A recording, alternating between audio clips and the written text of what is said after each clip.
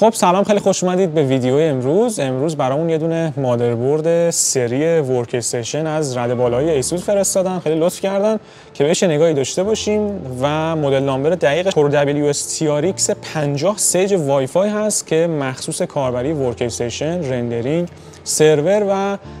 کارهای سنگین هست و برای کاربری گیمینگ پیشنهاد نمیشه. یه نگاه کلی بهش داشته باشیم، بعد بریم سراغ جزئیاتش. من تک تک جزئیاتش رو با توضیحات براتون میگم.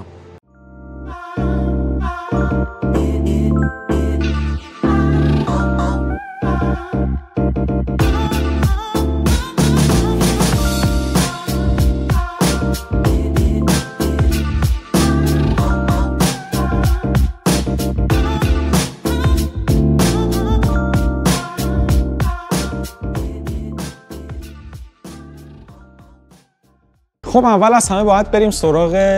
سوکت این مادربرد که قلب حیاتی همین مادربرد هست و سوکتی که داره سوکت STR5 هستش که این سوکت پردازنده های تردریپر رایزن سری 7000 رو براتون ممکن میکنه که داخلش نصب کنید. از پردازنده تردریپر 7960X تا پردازنده تردریپر 7995 WX که واقعا یک قول تمام عیاره. این سوکت برای پردازنده 7960X تا 7995 WX توان 350 وات TDP رو تامین میکنه و به راحتی میتونن این پردازنده ها به بوست فرکانسشون برسن و عملا کارایی کامل رو از خودشون نشون بدن. خب خالی از لطف هم نیست که اینو بهتون بگم، پردازنده های سری تردریپر رایزن و همون AMD یعنی به خاطر سایز بزرگی که دارن جوری باید روی مادربرد نصب بشن که تمامی پایه های سوکت مادربرد به طور کامل بتونه با پردازنده اتصال داشته باشه، وگرنه ممکنه که تعدادی از مموریاتون رو پشتیبانی نکنه یا عملا مموریتون شناسایی نشه که خب این اجتناب ناپذیره. برای همین همونطور که داخل تصویر دارید میبینید 3 تا دونه پیچ هست داخل خود سوکت مادربرد که این پیچ ها عدد روشون هست و باید به نوبت این اعداد پیچ‌هاش سفت بشن و عملاً به تورک یا همون گشتاور خاصی بعد این کار انجام بشه که تمامی پایه‌ها همونطور که بهتون گفتم اتصال کامل رو با CPU داشته باشن و تمامی چنل‌های مموری شناسایی بشن. این مادربردی که اینجا داریم 4 تا اسلات رم روش نصب میشه که هر اسلات یک چنل کامل بهش اختصاص داده شده. یعنی مادربرد 4 کاناله است و میتونید ماکسیمم تا 1 ترابایت رم رو روی این مادربرد به راحتی نصب کنید. رم هایی که روی مادربرد نصب میشه از نوع DDR5 هستن، DDR5 ECC هم هستن و اصلاح خطا دارن. و اینکه تفاوتی که این رم های این مادربرد تو این پلتفرم با پلتفرم های مین استریم دارن اینه که این مادربرد از رم های آردیم استفاده میکنه و پلتفرم مین استریم از رم های یودیم استفاده میکنه که تفاوت‌های بین این دو تا رم هست که حالا یکشو اگه بخوام بهش اشاره کنم اینه که ناچ میانی وسط رم تفاوت داره و عملاً رم های یودیم روی مادربرد نصب نمیشن و حالا یه تغییراتی هم روی کنترلر ولتاژ روی خود اون رم ها وجود داره که حالا جزئیاتش دیگه حوصله سربر میشه. طور کامل اگر بخواید رمی رو انتخاب کنید که به راحتی بخواید روی مادربرد نصبش کنید، بهتره که داخل خود سایت ایسوس قسمت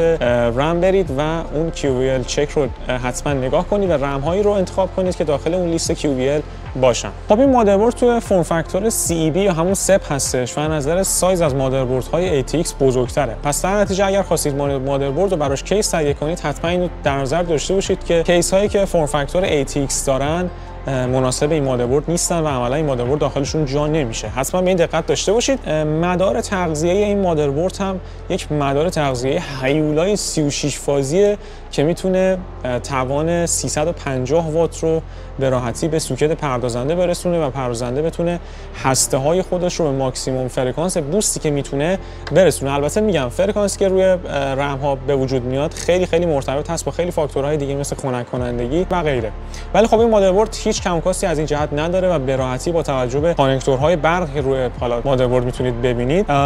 به شکل خیلی راحت میتونه 350 وات رو برای سوکت آماده داشته باشه و حتی میتونید این مادربرد رو و عملا پردازنده روش رو اورکلاک کنید و فرکانس‌های بالاتر داشته باشید که پرفورمنس طبیعتاً بهتری هم بهتون میده. یه نگاه مدار تغذیه و کانکتورهاش با هم داشته باشیم و بریم سراغ سری اطلاعات دیگه. خب جا داره بیشتر در مورد وی‌آر‌ام این مادربرد صحبت کنیم. این دو تا قطعه‌ای که حالا داخل تصویرم دارید می‌بینید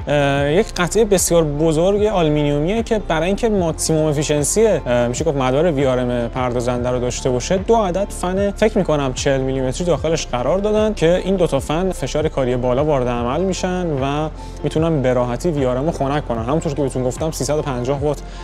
TDP این سوکت هستش به صورت دیفالت که حتی اگه بخواید اورکلاکش هم کنید دستتون کاملا بازه با توجه به این پلتفرم و برای همین هم اومدن یک وی‌آر‌ام بسیار بسیار قوی ازش استفاده کردن که کارتون رو کاملا راه بندازه. خب یه نکته دیگه هم که در مورد این مادربرد وجود داره این که شما میتونید قطعات بسیار بسیار پرمصرف مثل کارت‌های گرافیکی رد بالا رو یا حالا کارت‌های توسعه رو به راحتی روی مادربرد نصب کنید و هیچ مشکلی از لحاظ پاور نداشته باشید، به خاطر اینکه این مادربرد میتونه همزمان از 2 تا پاور سوپلای پشتیبانی کنه، یعنی 2 تا منبع تغذیه رو میتونید بهش متصل کنید. البته برای این کار 2 تا کابل داخل جعبش قرار دادند که اون 2 تا کابل رو نیاز دارید برای اینکه بتونید به اندازه کافی پورت‌های 8 پین پردازنده رو تغذیه کنید و حالا طبق دفترچه‌اش و اون اطلاعاتی که داخل خود سایت ایسوس وجود داره نیازه که به ترتیب این کابل‌ها رو اضافه کنید تا کانفیگ 2 تا پاور سوپلای رو بتونه کاملا داشته باشه و اینکه همزمان وقتی که سیستم رو روشن می‌کنید هر جفت پاوراتون روشن بشه و برق رو به تمام سیستمتون برسونه. این به نظرم یه امکان خیلی خیلی عالیه برای اینکه دست حالا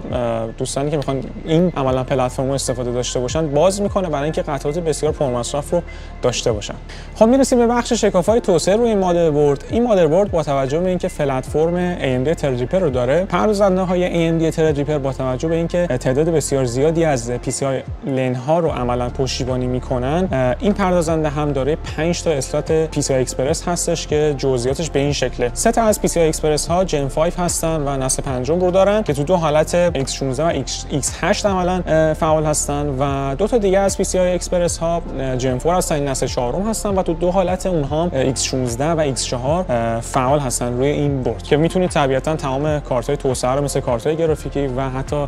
کارت‌های توسعه برای M2 که کارت‌هایی هستن که میتونید SSD های M2 روشون نصب کنید و به راحتی از پهنای باند فوق‌العاده زیاد PCI جن 5 روشون استفاده کنید رو این مادربرد نصب کنید و اینکه دستتون کلا خیلی باز میذاره واسه استفاده های حالا سرور و غیره و غیره. خب میرسیم به بخش استوریج روی این مادربرد که مثل بخش‌های دیگه‌اش که جذابه، این بخش هم واقعا چیزی کم و کس نذاشته و عملا روی این بورد میتونید تا 3 تا SSD M.2 رو داشته باشید که کانفیگش به این شکله. اسلات بالاتر PCI اکسپرس جن 5 هستش رو حالت 4X پشتیبانی میکنه، مستقیما به خود پردازنده متصله. اسلات دومی که وجود داره باز هم PCI اکسپرس جن 5 هست، یعنی پهنای باند جن 5 رو بهتون میده رو حالت 4X که مستقیما به چیپست TRX5 متصله، یعنی اتصالش مستقیما به چیپست مادربرد هست و M2 سوم هم PCI اکسپرس جن 4 هست، نسل 4 هست روی حالت 4X که باز هم مستقیما به خود پردازنده تریپر متصله و پهنای باندش رو از رو پردازنده میگیره. این بورد علاوه بر اون 3 تا جایگاه SSD M2 که تو میشه گفت سایزهای مختلفی هم میشه بهش کانکت شد، به طور مثال تو سایز 2242 2260 و 2280 که یعنی از SSD های 42 میلیمتری 60 میلیمتری و 80 میلیمتری هم پشتیبانی میکنه. پورت های دیگه که روی بخش استوریج میتونیم داشته باشیم 4 تا پورت ساتا با پهنای باند 6 گیگابیت هست و یه دونه پورت خیلی جالبه، پورت اسلیم ساس هم روی همین بورد قرار داده شده که پهنای باند جن 4 یعنی PCI اکسپرس عملا جن 4 رو بهتون میده رو حالت 4X که میتونید ذخیره سازی بهش متصل بکنید و همچنین که تکنولوژی AMD رید اکسپرت 2 رو هم ساپورت میکنه که میتونید SSD هاتون رو و لوازم ذخیره سازیتون رو روی حالت رید 0 1 5 و 10 کانفیگ کنید که این فوق العاده است. خب توی بخش شبکه هم این مادربرد چیزی کم نذاشته واقعا و 2 تا پورت شبکه با سرعت‌های 2.5 گیگابیت و 10 گیگابیت رو براتون همونطور که دارید می‌بینید قرار داده شده و از وای فای 7 پشتیبانی میکنه توی فرکانس‌های 2.14 گیگاهرتز، 5 گیگاهرتز و 6 گیگاهرتز که پهنای باند فوق العاده خوب وایرلس رو بهتون میده و نسخه پوست 54 رو هم بهتون میده که تمام لوازمتون رو به صورت وایرلس بتونید به این مادربرد به راحتی وصل کنید و از لحاظ شبکه یه مادربرد خیلی خیلی خوب و با امکانات کامل است. خب میرسیم به پنل پشتی مادربرد و عملا همون آیو پنل که می‌خوایم جزئیاتش رو با هم دیگه داشته باشیم. از بالا که شروع کنیم، سوئیچ اول سوئیچ بایس فلش بک هست که یه دونه مستطیل سفید رنگ هم دورش هستش. کاربری این سوئیچ اینه که شما اگر که پردازنده در دسترستون نباشه به راحتی میتونید بدون هیچ قطعه خاصی که روی مادربرد نصب باشه و فقط با وصل کردن کابل‌های پاور بایوس مادربردتون رو فلش کنید. حالا پایین‌تر بهتون بهتون میگم چه جوری و پورتش هم براتون توضیح میدم. سویچ سمت راستیش هم کلیر CMOS هستش که موقعی که بخواید تنظیمات خود مادربردتون رو به حالت دیفالت برگردونید میتونید از این سویچ استفاده کنید و دیگه نیازی به حالا جامپر و چیزهای دیگه که قبلا رو مادربردهای دیگه بود دیگه وجود نداره. پایین ترش که بیایم یه دونه پورت تایپ C USB رو میبینیم با پهنای 20 گیگابیت که خیلی عالیه و پایین ترش هم که دو تا خروجی آنتن وای فای هستش و وای فای 7 هم هستش که تو بخش نتورک بهتون گفتم. پایین ترش هم که 6 عدد پورت USB تایپ A با پهنای 10 گیگابیت رو میتونید ببینید و اون دو تا پورت شبکه‌ای که یکیشون سرعتش 2.5 گیگابیته و پورت بعدی هم 10 گیگابیت که کنارشون نوشته شده. و تو قسمت پایینی هم دو تا پورت USB مشکی رنگ هستش که طبیعتاً تایپ A هستن و USB 2 که سمت راستشون یه دونه مستطیل سفید رنگ دورش هست و نوشته بایوس هست که همونطور که بالاتر توضیح دادم شما باید فلشی که حاوی فایل بایوس هستش رو به این پورت متصل کنید برای اینکه بتونید بایوس مادربردتون رو توسط بایوس فلش بک فلش کنید. پایین‌تر هم که خروجی و ورودی صدا هستش که ورودی میکروفون هست، خروجی صدا هست و پورت SPDIF out. خب می‌خوام یه نگاهی هم داشته باشیم به کانکتورهای روی مادربرد که تعدادشون هم زیاده با توجه به اینکه این مادربرد بالا رده و های اندی هم هستش. مجموعه 9 عدد کانکتور 4 پین برای سیستم کولینگ یا فن قرار داده شده. خب تعدادش برای خود فن CPU هستش و یک عددش برای واتر پمپ هست اگر که بخواید از کاستوم لوپ حالا استفاده کنید روی این پلتفرم. تعداد دیگه هم برای شاسی فن ها هست که میتونید به صورت جداگونه فن روی همین مادربرد اضافه کنید. 2 عدد 24 پین که از سمت حالا PSU میاد روی مادربرد قابلیت نصب داره. 2 عدد 8 پین